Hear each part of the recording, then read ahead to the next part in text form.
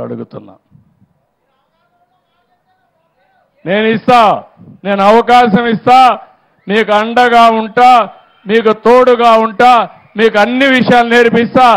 అంచెలంచెలుగా మిమ్మల్ని పైకి తీసుకొచ్చే బాధ్యత నాది, దీన్ని అందిపుచ్చుకునే బాధ్యత మీది. నేను గట్టిగా కూడా చెప్తున్నా, మా తమ్ముడు ఏదో మాట్లాడాలని ఉత్సాహంగా ఉన్నాడు. రా, ఇట్లా మైక్ ఇస్తాను, ఇట్రా మైక్. రాని రాని రాని రాని రాని రామా, మైక్ తీసుకో.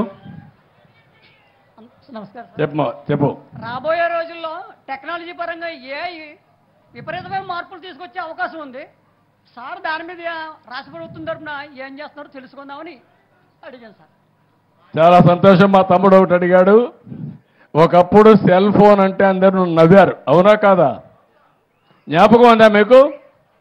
25 ఏళ్లకు మునుపు నేను సెల్ ఫోన్ గురించి మాట్లాడాను. అప్పుడు రాజశేఖరుడు ఉండేవాడు. నన్ను అన్నాడు, సెల్ ఫోన్ ఏంటి భోజనం పెడుతుందని. రాజశేఖరుడు, నీకు తెలియదు, ఆ రోజు వస్తుంది, ఆ రోజు నేను చెప్తా. సెల్ ఫోన్ వల్ల ఏమేమి లాభాలు ఉంటాయో ఆ రోజు నువ్వు తెలుసుకుంటావని చెప్పాను. కానీ లేడు ఆయన తెలుసుకోవడానికి. ఈరోజు మీరు సెల్ ఫోన్ చూశారు. మా తమ్ముడు ఒక మాట అడిగాడు. మొన్న నేను ఢిల్లీకి వెళ్ళాను. మన మంత్రి రామ్మోహన్ నాయుడు ఉన్నాడు. ఆయన సెంట్రల్లో సివిల్ ఏవియేషన్ మంత్రి. ఆయన దగ్గరనే డ్రోన్స్ అన్నీ కూడా ఆయన దూరంలో ఉన్నాయి. ఇప్పుడు 3 విషయాలు మీరు గుర్తుపెట్టుకోవాలి. ఇప్పుడు నేను సెల్ ఫోన్ చెప్పాను మీకు. సెల్ ఫోన్ ఎత్తుకొని మీ ఆరోగ్య విషయాలు కూడా మీరు చూసుకుంటూ ఉండొచ్చు. ఇప్పుడు నా దగ్గర ఈ రింగ్ ఉంది. మీరేమనుకుంటారు, ఏదో మంత్రాలు చేసి ఏదో దేవుడి రింగ్ అనుకుంటారు. కాదు, ఇది నేను రాత్రి నిద్రపోయాను. ఎంత నిద్రపోయానో చెప్తుంది ఇది. నేను రాత్రి బాడీ ఎంతవరకు మళ్ళీ రెడీ అయ్యింది నిద్రపోయిన తర్వాత చెప్తుంది. అదే మరి ఇప్పుడు ఒక సెన్సార్ వచ్చింది. మీరు తినే వల్ల మీకు ఎంతవరకు గ్లూకోజ్ లెవెల్ వస్తుందో చెప్తుంది. మీ బాడీ మెటబాలిక్ స్కోర్ చెప్తుంది. అది అంటే అవసరమైతే భోజనం చేయడం, లేకపోతే భోజనం చేయకుండా వదిలేయడం, తక్కువ తినడం. ఎక్కువ తింటే ఏమవుతుందంటారు మీరు? ఎక్కువ తింటే ఏమవుతుందంటే షుగర్ వస్తుంది. మీ శరీరమే షుగర్ ఫ్యాక్టరీగా తయారవుతుంది. తర్వాత ఏది తిన్నా కూడా షుగర్ అయిపోతూ ఉంటుంది. అలాంటివి రాకుండా ఉండాలంటే మన ఆరోగ్యం మన చేతుల్లో ఉంది. సెల్ ఫోన్ వల్ల అలాంటివి వస్తాయి. ఇంకొక పక్క చెప్పాను, మీ పొలాన్ని దగ్గరికి వెళ్ళి నేరుగా సెల్ ఫోన్లో ఒక యాప్ డౌన్లోడ్ చేసుకుని తద్వారా నేరుగా మీ పొలంలో పెస్ట్ వచ్చిందా లేదా మీరే చూసుకునే పరిస్థితి వస్తుంది. ఇవి సెల్ ఫోన్ వల్ల చాలా యాప్లు వచ్చేస్తున్నాయి. అలాంటి యాప్లన్నీ పెట్టుకుంటే ఇక్కడ మీరు చూపిస్తే క్లౌడ్కి వెళ్ళిపోయి అక్కడి నుంచి మొత్తం అనలైజ్ చేసి ఇప్పుడు మీరు ఒక ఫోన్లో మీరు చూస్తే చాట్ జీపీటీ వచ్చింది. మీకు తెలియకపోవచ్చు విషయాలు. అందులో మీరు ఒక్క మాట వాడితే దేశ రాజధాని ఏదంటే అది చెప్పేస్తుంది.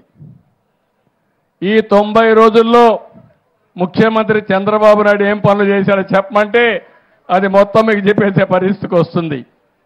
అంటే ఒక టెక్నాలజీ ఎంత వచ్చేసిందంటే మీరు గుర్తుపెట్టుకోవాలి, ఇలాంటి చాలా వచ్చేస్తున్నాయి. ఒకప్పుడు ఐటీ, ఇప్పుడు ఆర్టిఫిషియల్ ఇంటెలిజెన్స్. అంటే ఈరోజు డేటా పెట్టితే ప్రతి ఒక్క విషయాన్ని నెక్స్ట్ ఏం జరగబోతుందో, ఎలాంటి విషయాలు ఉన్నాయో చెప్పే పరిస్థితికి వస్తుంది. ఇప్పుడు కెమెరాలు ఉన్నాయి. మా తమ్ముడు చెప్తున్నా, మనం కెమెరాలన్నీ పెడుతున్నాం. 14,000 కెమెరాలు పెట్టాను నేను. ఆ కెమెరా ద్వారా ఎవరైనా రోడ్లో రాంగ్ సైడ్ పోతే ఇది ఐడెంటిఫై చేసేస్తుంది. అదే మరి రాంగ్ పార్కింగ్ చేస్తే రికార్డ్ చేస్తుంది. రోడ్లో ఎక్కడన్నా గుంతలు పడితే రికార్డ్ చేస్తుంది. సీటు బెల్ట్ పెట్టుకోకపోతే అది రికార్డ్ చేసేస్తుంది. స్పీడ్ ఎక్కువ పోయి యాక్సిడెంట్లు అవుతా ఉంటే ఎక్కడికక్కడ రికార్డ్ చేసి మిమ్మల్ని ఎక్కడ నిలబెట్టక్కర్లేదు, ఫైన్ వేసి మీ ఇంటికి పంపించి ఒకటేసారి. అది కూడా మీరు కట్టకపోతే ఆటోమేటిక్గా రోడ్డు మీదకి వస్తాను ఆ వెహికల్ని సీజ్ చేసే అవకాశాలు ఉంటాయి. అంటే నేను ఒక్క విషయం కాదు, అది ఆ విధంగా దొంగలు ఎవరైనా నోటబుల్ క్రిమినల్స్ ఉంటారు, రౌడీ షీటర్స్ ఉంటారు, వాళ్ళ అన్ని కంప్యూటర్లో ఉంటాయి. ఆయన ఎక్కడన్నా షాప్లో పోతే ఆ షాప్లోకి వచ్చారని పోలీసులు తెలిసిపోతుంది. అక్కడి నుంచి రోడ్డు మీదకి వస్తే ఎక్కడున్నాడో చూస్తానే ఐడెంటిఫై చేస్తుంది. తద్వారా పోలీసు వ్యవస్థ కూడా ఇంతమంది పోలీసులు అవసరం లేదు. అందుకే చెప్తా ఉంటా పోలీసులకు కూడా, పోలీసులు స్మార్ట్గా పనిచేసే పరిస్థితి రావాలి, విజిబుల్ పోలీసింగ్ ఉండాలి.